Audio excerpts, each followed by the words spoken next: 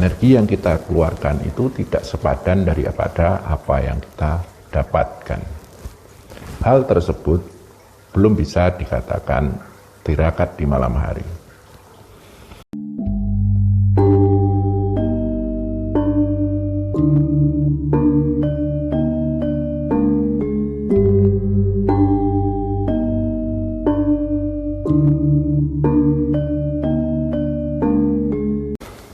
Ada satu laku atau tirakat yang dilakukan dengan tata cara terjaga di malam hari. Bahasa Jawanya adalah melek bengi, atau bahasa umumnya adalah bergadang. Sebelum saya membahas tentang tirakat malam, banyak sekali macam warna orang terjaga di malam hari. Yang pertama adalah terjaga di malam hari tapi melakukan hal-hal yang istilahnya maksiat.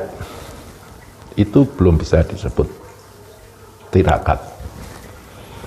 Contohnya adalah mabuk-mabukan, main judi. Itu adalah hal-hal maksiat yang merusak diri kita sendiri.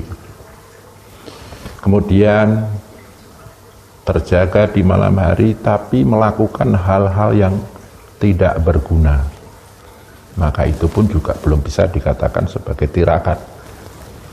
Contohnya apa?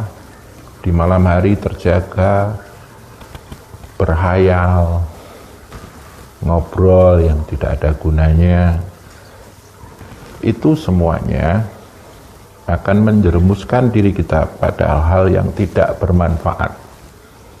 Kita tahu yang namanya terjaga di malam hari itu butuh banyak energi, tapi energi yang kita keluarkan itu tidak sepadan daripada apa yang kita dapatkan.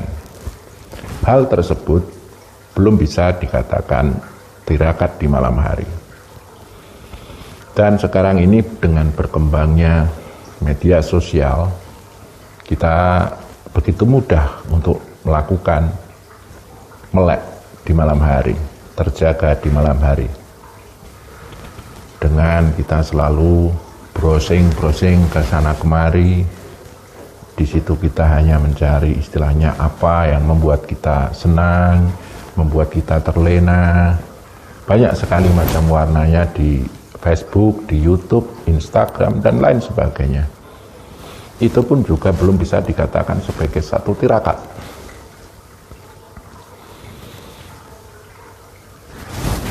Sekarang ini, yang namanya melek bengi adalah hal yang biasa. Bergadang adalah hal yang biasa. Jaga di malam hari, hal yang biasa. Akan tetapi, kita kehilangan makna sakral dari keterjagaan kita di malam hari itu. Seorang ahli tirakat akan berusaha ketika dia terjaga di malam hari itu menggunakan sepanjang waktu di malam hari tersebut untuk mengambil satu manfaat yang disebut dengan memakmurkan malam. Ini beda dengan hal-hal yang bersifat duniawi, sama-sama berguna tapi berbeda. Ketika kita terjaga malam, sepanjang malam kita melakukan satu pekerjaan dunia, itulah yang disebut lembur, belum bisa disebut tirakat. Nah, di sini kita akan menuju satu pembahasan apakah yang disebut dengan tirakat tirakat di malam hari. Seorang pejalan tarekat atau yang memperjalankan jiwanya untuk dekat dengan Tuhan akan memakmurkan malamnya ketika dia terjaga, yaitu dengan yang pertama dengan sholat sunnah murni. Itu kita berusaha memakmurkan malam dengan sujud kepada Allah yang menguasai segala sunnatullah di alam semesta ini. Kemudian sholat taubat, di situ kita sujud kepada Allah yang maha mengampuni.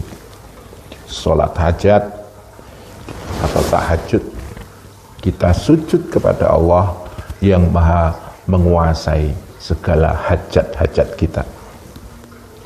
Kita sholat istikharah, bermakna kita sujud kepada Allah yang maha alim, maha pintar, dan maha memberi petunjuk kepada hambanya.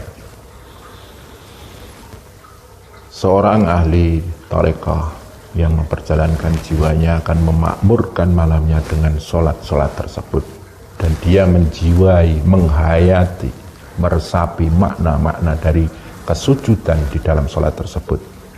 Itulah yang disebut tirakat. Tirakat maknanya adalah memperjalankan jiwa kita menuju kepada Allah. Bahasa Arabnya adalah tarekah. Maknanya nanti secara maknawiyah itu nanti memperjalankan jiwa menuju kepada Allah. Kenapa kita memperjalankan jiwa kepada Allah? Karena kita manusia ini adalah makhluk yang lemah. Daya kuasa kita itu terbatas. Kita bertirakat malam untuk dekat kepada Allah yang daya kuasanya maha tak terbatas. Kekayaan kita, kehormatan kita, kemuliaan kita terbatas pula. Kita mendekatkan diri kita kepada Allah yang maha segalanya. Selanjutnya, dalam memakmurkan malam, para insan tarekah akan menggunakannya dengan muhasabah dan zikir. Kemudian diulang-ulang atau diistiqomahkan menjadi wirid. Apakah yang kita lakukan di malam hari ketika kita mau memakmurkan malam tersebut dengan zikir, dengan muhasabah? Salah satunya atau sebagian diantaranya adalah ketika kita malam duduk sendiri menikmati malam, boleh bawa rokok, minum kopi sambil kita duduk rileks. Kita nikmati malam dan kita sebut Allah yang menguasai malam ini. Begitu agungnya Allah, begitu mulianya Allah, dan maha sucinya Allah yang menguasai sepanjang malam ini. Kita sebut Allah yang menguasai malam. Allah, Allah, Allah, Allah. Kemudian kita puja-puji, subhanallah, maha suci Allah. Alhamdulillah, maha terpuji Allah. Allahu Akbar, maha agung Allah yang menguasai malam. Ketika kita menyebut asma Allah, Allah, Allah, Allah, itu akan berefek memunculkan nurullah pada diri kita atas izin Allah. Dan ketika kita puja-puji kepada Allah, kesuciannya, kemuliaannya, keagungannya dengan subhanallah, alhamdulillah, Allahu Akbar, itu akan berefek memunculkan nur Muhammad pada diri kita. Nurullah akan menjaga hidup dan kehidupan kita. Nur Muhammad akan menerangi jiwa kita dalam menjalani hidup dan kehidupan kita itu tadi. Nur Muhammad akan membimbing kita dari kegelapan-kegelapan keadaan menuju terangnya keadaan. Selanjutnya, di dalam tirakat malam ini kita bermuhasabah.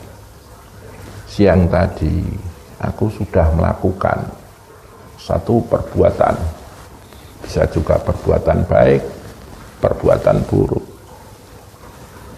Kalau memang perbuatan baik, kita bersyukur kepadanya, alhamdulillah. Kalau itu perbuatan buruk, kita beristighfar, astagfirullah, dan diawali dengan menyebut asmanya, Allah, Allah, Allah, kayak gitu. dalam hubungannya dengan keadaan.